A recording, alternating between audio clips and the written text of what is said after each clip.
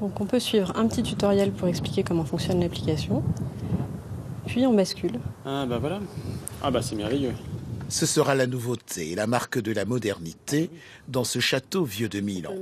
Une société française basée à Paris a travaillé d'arrache-pied pendant près d'un an pour éditer sur des tablettes une reconstitution des plus fidèles du château des Comtes du Perche, saisissant.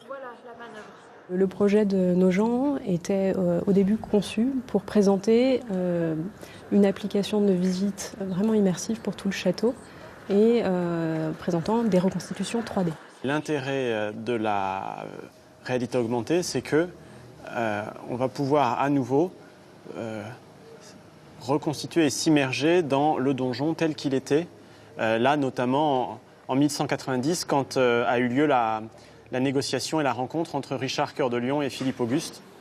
On a proposé également, ce sont donc l'utilisation de casques pour coupler à la fois de la réalité virtuelle avec les casques et la réalité augmentée avec les tablettes. Donc ça permet aux visiteurs de pouvoir découvrir de manière ludique le château sous différents biais. Et il y a la spécificité aussi, c'est qu'il y a un parcours vraiment pour les enfants, axé sur les jeux. Vous avez un jeu même de géocaching à l'intérieur du château. Il va falloir découvrir une cache qui vous permet d'accéder à un code pour avoir accès à la suite du parcours. La reconstitution, c'est comme un parcours initiatique qui permet une tablette à la main de voyager dans le passé et le présent. Un peu plus d'1 heure pour en faire le tour. Je trouve que c'est très bien reconstitué parce qu'on a l'habitude de reconstitution dans des livres. Là, pour la première fois, on a l'impression qu'ici à Nogent, on peut vraiment faire tourner la tablette et visualiser la pièce telle qu'elle était. Ouais, donc c'est quand même c'est nouveau et ça fait de l'effet, je trouve. Bienvenue au musée du Perche. 1000 ans d'histoire vous contemple.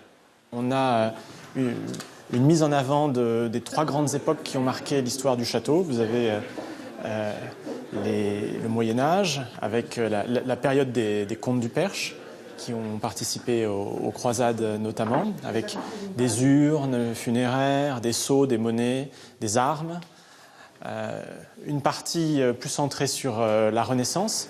C'est d'ici que le prince de Condé est parti pour prendre d'assaut Orléans en 1562, et ça a été le déclenchement de la première guerre de religion et le signal du soulèvement des protestants et des huguenots à travers toute la France.